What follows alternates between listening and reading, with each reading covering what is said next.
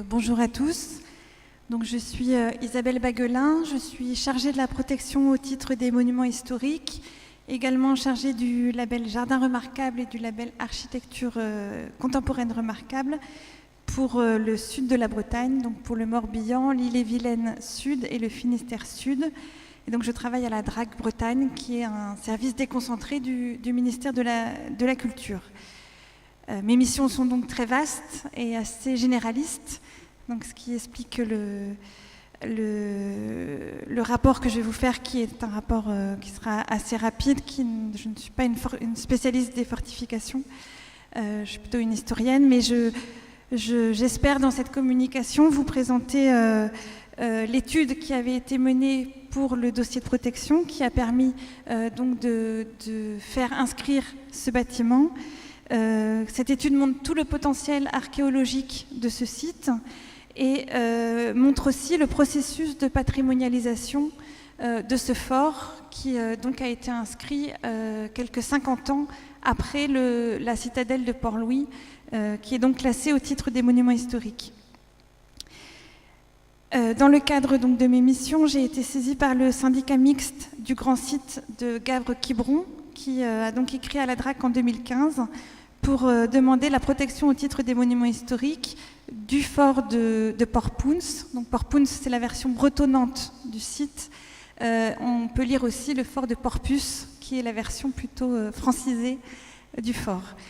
J'ai choisi de retenir le fort de Port-Pouns, puisque c'était le nom qui avait été adopté par le syndicat mixte. Mais les deux termes sont tout à fait entendables. Donc le syndicat mixte demandait la protection de ce site comme témoin remarquable des fortifications de l'Arade, tout d'abord comme protection de la Compagnie des Indes, puis de l'arsenal de l'Orient. Ils m'ont transmis une préétude qui avait été réalisée par Diego Mins et Émilie Venot, qui est une étude sur laquelle je me suis basée pour faire mon travail, pour vous faire aussi la présentation d'aujourd'hui. Étude que j'ai synthétisée et qui serait également à compléter peut-être par des recherches ultérieures et des recherches archéologiques plus importantes, même si ça a déjà été un petit peu engagé depuis 2015. Leur étude donc s'appuyait sur les travaux de Nicolas Fauchère, de Philippe Prost et d'André Chazette, les fortifications du littoral, la Bretagne Sud. S'appuyait aussi sur un ouvrage de Guillaume Lécuyer, Quand l'ennemi venait de la mer, les fortifications littorales en Bretagne, de 1663 à 1783. Et s'appuyait aussi sur des plans que je vais vous présenter qui proviennent à la fois des archives du Génie à Vincennes et des archives du service de la Marine à Lorient, du ministère de la Défense. Donc Gavres, on a eu l'occasion de voir sa position. On est vraiment à l'entrée de la rade de Port-Louis, en face de Port-Louis. On est sur un bras de terre ici qui relie cette bande de terre au continent. Et le fort de Port-Pouns est donc construit sur cette avancée rocheuse et est un élément constitutif important du système de fortification de l'Arade, comme on a vu avec les interventions de Benjamin Egas et de Christophe Serino également. Le fort de Port-Pouns est un élément vraiment constitutif de cet ensemble et de ce système. Il couvre l'entrée du Blavet sur un large périmètre entre la rade de Groix et la rade de Port-Louis, et il est donc en vis-à-vis avec le fort de Locqueltas que vous voyez ici, et également, il répond aussi avec le fort du Talus que vous voyez ici. Et donc la pointe de Grave a servi d'assiette à cette succession de batteries côtières qui aujourd'hui sont progressivement rejointes par l'urbanisation. La carte que vous avez ici est extraite de l'ouvrage de Nicolas Fauchère et André Chazette. Donc aujourd'hui, le fort de Port-Pouns prend place au nord de la presqu'île de Grave. C'est cet élément que vous voyez ici, qui est donc construit sur une avancée rocheuse sur le flanc ouest de la presqu'île. L'emprise cadastrale ici, donc on est sur une seule parcelle, est encore très préservée et très lisible. Entouré des trois côtés par la mer, le fort de Port-Pounce donc, est construit sur ordre du marquis de Larvardin en 1695 pour garantir Port-Louis des attaques des galiotes à bombes. Le fort devait garantir la citadelle d'un bombardement naval à partir des navires ennemis qui auraient jeté l'ancre à l'entrée du Blavet. La première place forte donc, de Port-Puce ou Port-Pounce devait être constituée à l'ouest et au nord d'une levée de terre, vous voyez ici, une levée de terre qui était aménagée sur le rocher et bardée par un mur maçonné, donc présent ici, avec son sommet un parapet qui accueillait donc les différents canons. Port-Puce forme alors une batterie en croissant, pouvant tirer au sud et à l'ouest sur les deux flancs stratégiques lors d'une éventuelle attaque, et on a la présence donc d'un bastion ici. Donc là, on est sur un des premiers éléments, une des premières représentations du fort à la fin du XVIIe siècle. Une carte de 1730 montre aussi l'apparition d'un second bâtiment dans l'enceinte du fort, qui pourrait s'agir donc d'une poudrière, qui va être installée ici, que je dois vous montrer. Voilà, la poudrière sur ce plan a été donc installée a posteriori, et elle serait donc éloignée du corps de garde afin d'éviter tout risque d'explosion. Des fossés et des chemins d'accès sont également aménagés dans la première moitié du XVIIIe siècle sur le fort. Et donc sur ce plan, on voit l'évolution du fort avec toujours ce front, cette batterie côtière, mais qui est donc renforcée à chacun des éléments ici, avec l'aménagement d'une gorge côté terre, la partie côté mer qui est donc maçonnée et qui accueille donc des talus et des postes de tir, et un corps de garde ici qui regroupe, qui accueille donc les régiments. À partir de 1756, le duc d'Aiguillon, commandeur en chef pour la Bretagne, décide de diviser le littoral breton en 20 capitaineries. La surveillance simple est toujours confiée à des habitants du secteur, mais le combat devient réservé à des compagnies rompues au maniement des armes, amenant une professionnalisation de la défense côtière. En 1758, on peut donc distinguer un bastion au sud-est qui est bien découpé et ceint d'un chemin de ronde qui se poursuit tout le long de la façade sud, puis à l'est et au nord. On sait que le fort de Port-Pounce est également armé en 1795 de 9 pièces de 36, d'une de 24, d'une de 16 et de 2 mortiers de 12 pouces qui sont de forme donc sensiblement rectangulaire.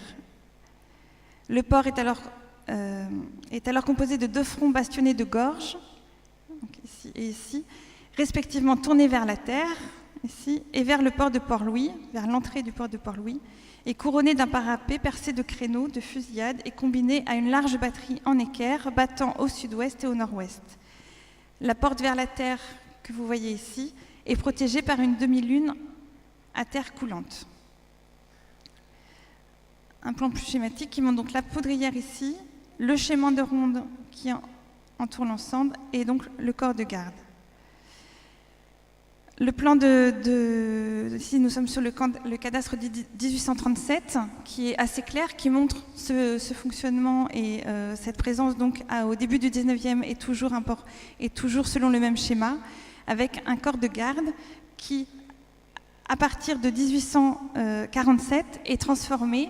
Le corps de garde, l'ensemble fortifié connaît une grande campagne de rationalisation donc, au cours du milieu du 19e siècle. Et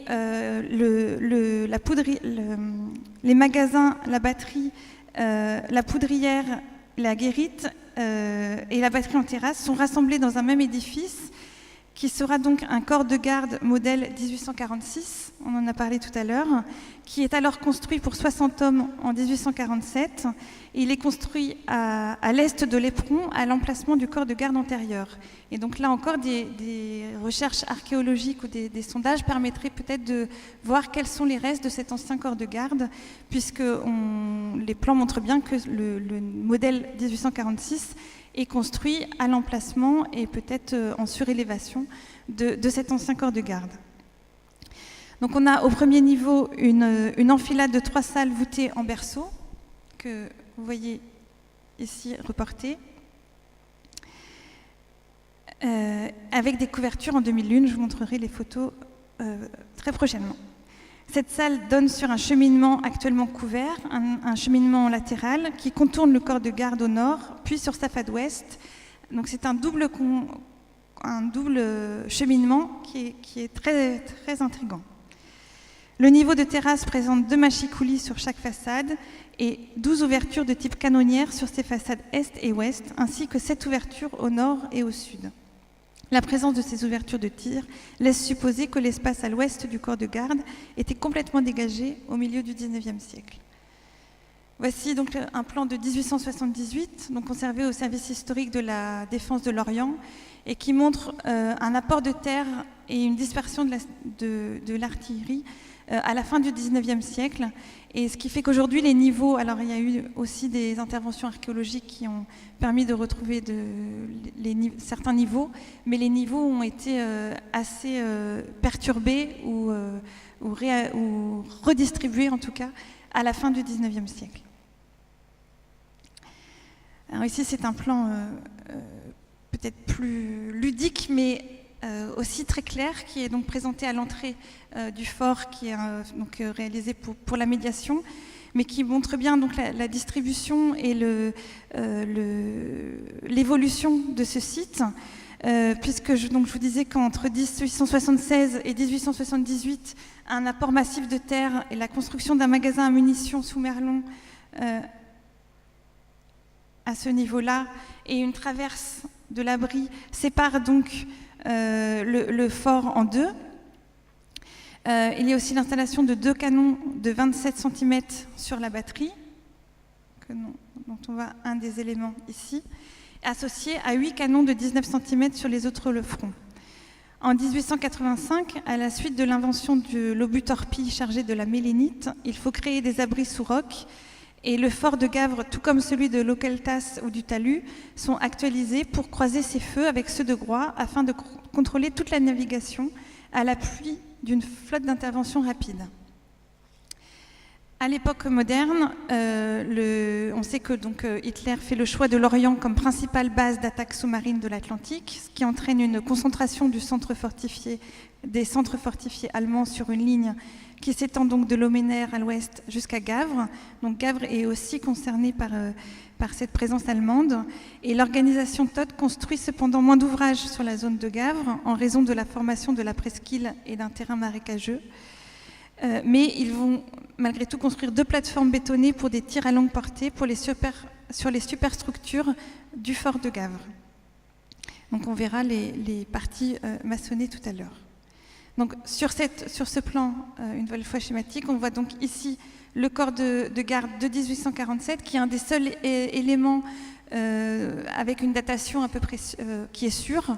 Le reste est lié à des prospections archéologiques et aux études des différentes témoins cartographiques. En 1791, on a donc cet élément avec cette ouverture en gorge vers la mer, enfin vers Port-Louis, vers la terre, vers Gavre et vers la mer à ce niveau-là. Et donc on a en rose, je dirais, la première batterie, la première zone de défense ici, donc qui était sous les ordres de Lavardin. Un autre élément donc, qui montre le caractère fonctionnel de chacun des éléments, avec le potentiel magasin à poudre ici, le corps de garde, les différentes plateformes et l'esplanade de tir donc, sur l'ensemble de la partie donnant sur la mer.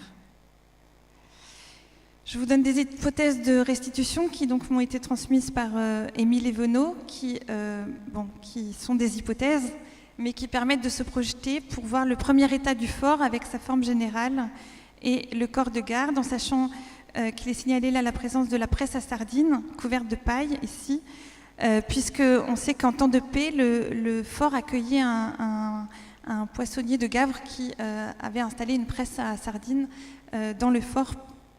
Voilà, il devait rendre le site au milieu du XVIIIe siècle, construction donc de la poudrière voûtée qui est ici, avec le renforcement du parapet de tir et le doublement du corps de garde ici, que l'on couvre donc d'ardoises. Une autre hypothèse de restitution en 1847, avec donc ce corps de garde modèle assez caractéristique, avec ses différents machipoulis, ces différentes ouvertures en 2001, qui regardent la mer et l'entrée et les villes de Port-Louis et de Lorient.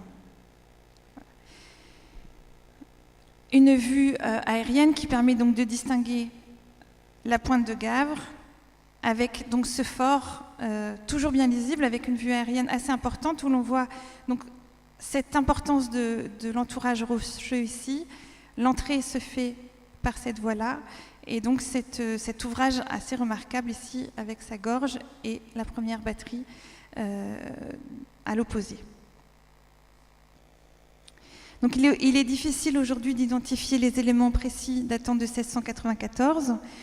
Les maçonneries du front ouest de l'entrée du port comportent des reprises, mais l'ensemble garde malgré tout une certaine unité. Je vous présente ici donc l'entrée de l'ensemble, la vue depuis Gavre, qui reste aujourd'hui encore une zone fortement militarisée. Donc pour arriver sur cette bande de terre, on traverse encore un certain nombre de terrains militaires. Et donc on arrive sur la pointe. On a également à l'est, à l'ouest, une série de batteries aussi allemandes. Voilà.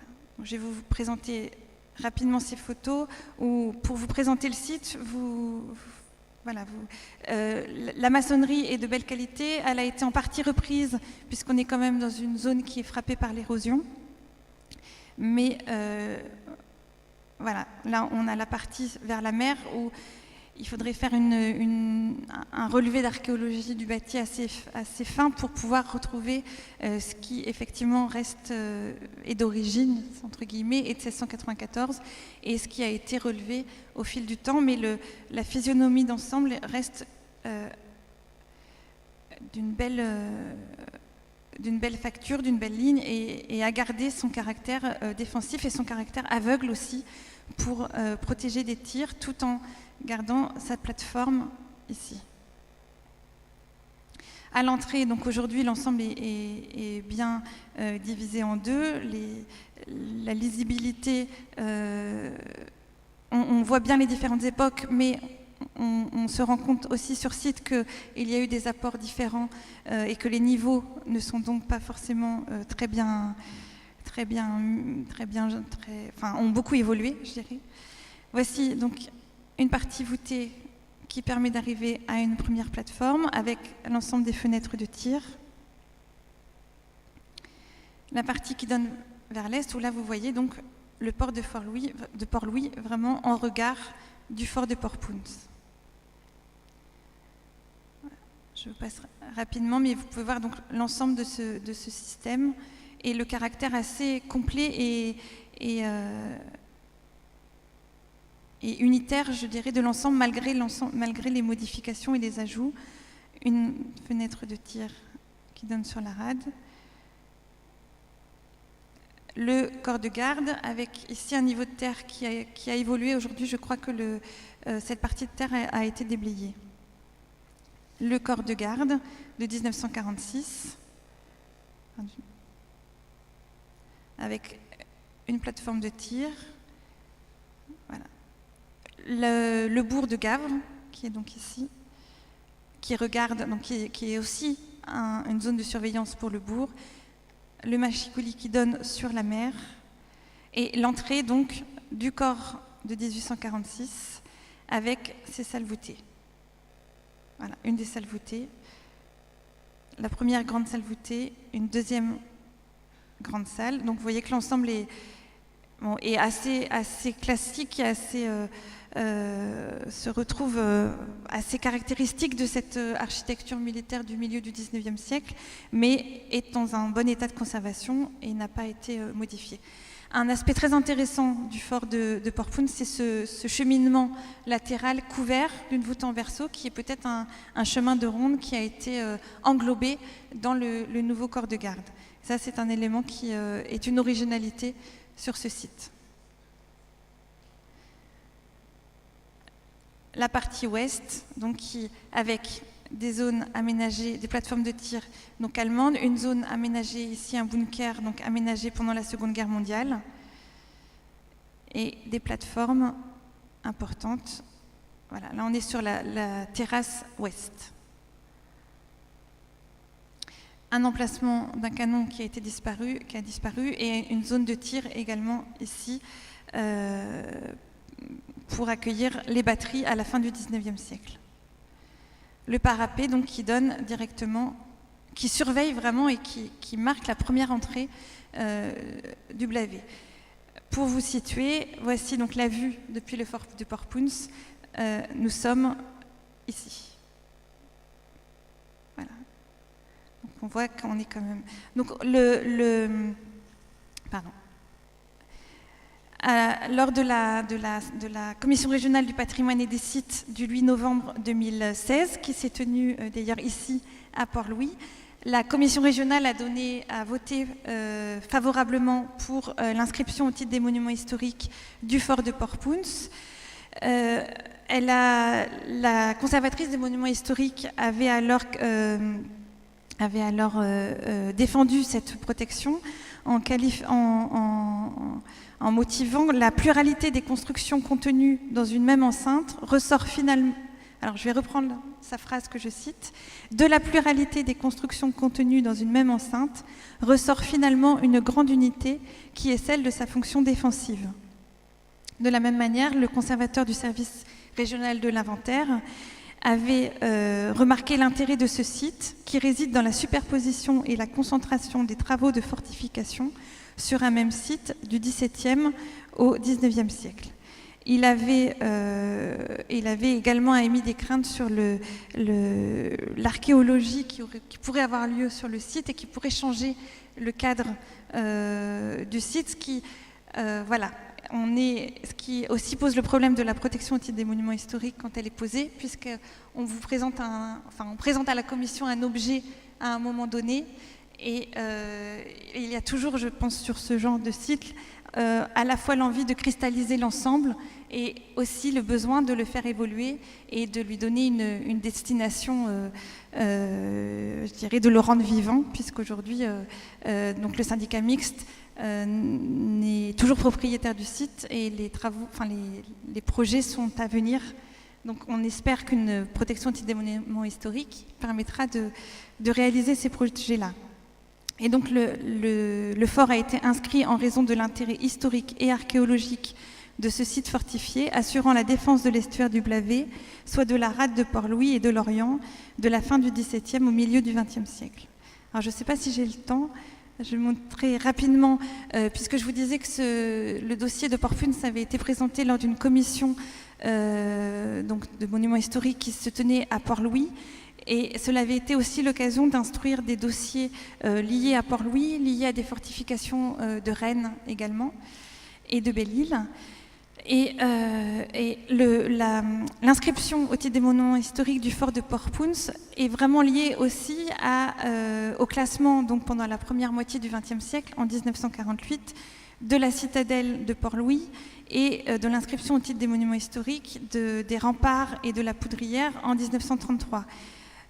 En 1948, en protégeant Port-Louis, en protégeant la citadelle, donc vous voyez ici, on a finalement protégé ce que je pourrais appeler un bel objet. C'est-à-dire on a protégé un ensemble fortifié, mais qui était visible et qui était remarquable.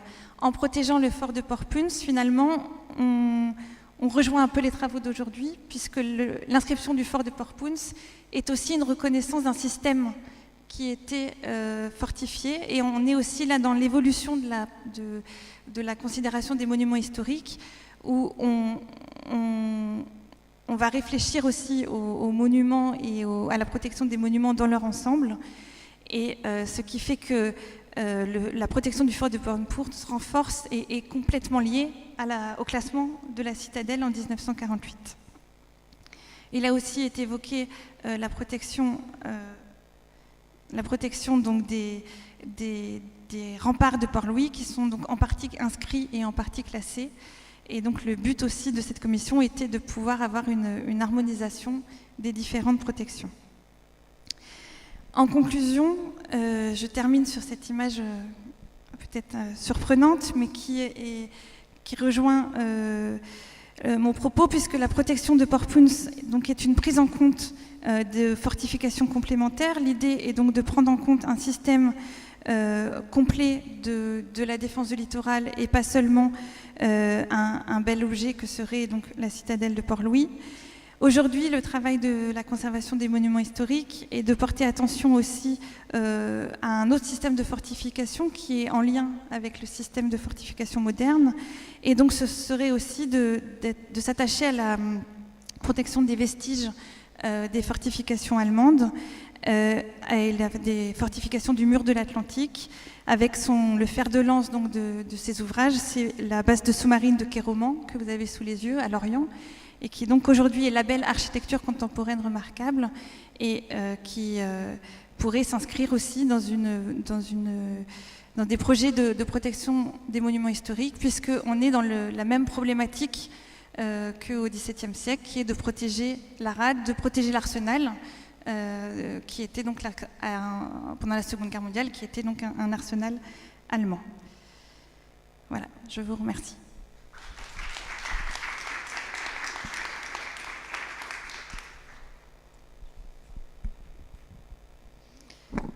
Merci Isabelle pour cette intéressante présentation qui montre un site qui est relativement petit en superficie mais très complexe quand on le visite et je pense encore plus complexe si on s'intéresse à la stratigraphie des éléments encore en place. Et qui montre aussi que dans la philosophie de la protection au titre des monuments historiques, on est, comme vous l'avez souligné, passé d'une notion de site à une notion de système défensif. Et il faut espérer que ça va perdurer pendant longtemps. Est-ce que quelqu'un a des questions? Enfin, vous avez des questions à poser à Isabelle?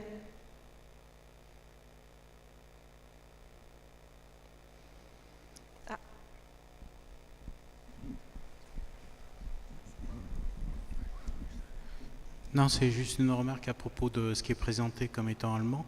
En fait, les grosses soutes là, circulaires, non, c'est français. Et c'est une erreur. Mais bon, voilà, ça prouve que justement le site n'est pas hyper connu. Simplement, la terre a été enlevée. C'est pour ça que la lecture, mais on a de la maçonnerie avec cimenté par-dessus. Mais on pourra en reparler après si vous voulez. Off. J'avoue que j'ai eu un doute en reprenant mon fil, puisque c'est un dossier ancien. Et je pense que j'ai été aussi influencée par le fait qu'il y a une batterie allemande alors qu'on ne voit pas bien, mais qui est vraiment à l'entrée du site, qui n'est pas dans l'enceinte. Il faudrait retrouver un cadastre. Et donc voilà, c'est aussi ça qui est...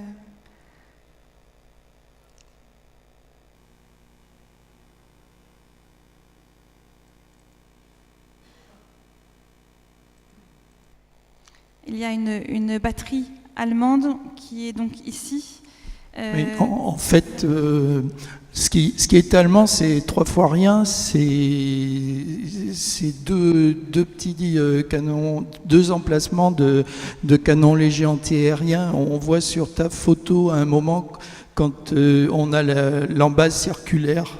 Mais autrement, effectivement, c'est ce qui a prêté à confusion dans l'ouvrage sur les fortifications du littoral, c'est notamment cette vision où on a l'impression qu'on a deux blocos classiques du mur de l'Atlantique, alors qu'en fait, c'est l'extrado des soutes à munitions, des 2 canons. Donc vous avez à gauche l'emplacement. En fait, on a les 2 typologies d'affût des canons de côte de la fin du 19e siècle. Donc l'affût circulaire à gauche, qu'on va essayer de réutiliser pour remettre en place un canon de 240, et puis à droite un affût axial qui permet au canon de débattre un peu comme on faisait avant au XVIIIe siècle. Et donc vous avez associé à l'affût rond une soute, une casemate à munitions qui correspond aux années 1870, et puis à gauche à l'entrée, une soute à munitions de 1898 qui est bétonnée. Donc on a aussi l'évolution de la protection du site au travers de l'évolution des munitions.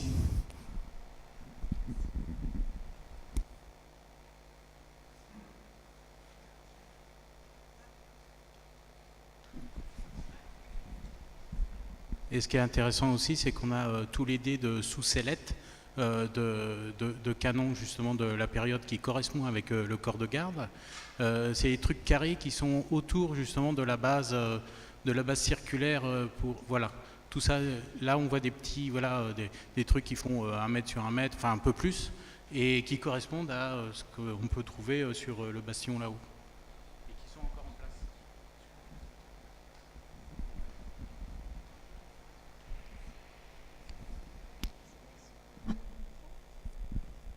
Oui, moi j'aurais plus une question qui concerne le classement de ce type d'édifice au titre des monuments historiques, enfin la protection on va dire. C'est vrai que c'est très intéressant de protéger un fort, une défense comme celle-ci. Est-ce qu'il y en a d'autres en Bretagne? Je sais que le service des monuments historiques est assez leader sur la protection des défenses des côtes. Il y a eu déjà plusieurs commissions qui ont été consacrées à la protection de sites fortifiés. Et est-ce qu'il y en a d'autres? Alors c'est souvent des sites beaucoup plus importants. Est-ce que des sites, on va dire, de moindre importance ou de plus faible superficie ont déjà été protégés? Alors, il y a eu en 2009 une campagne assez importante de protection de la batterie du Mingan, des protections de la rade de Brest, donc qui ont été importantes. Il y a eu aussi à Belle-Île, il y a beaucoup la plupart des forts et des petits forts sont aujourd'hui protégés. Cela a été fait dans les années 2010 à peu près. Voilà, donc le Porpus se rapproche plus des ouvrages donc des forts de Belle-Île, voilà, puisque au Mingan on est dans une autre dimension.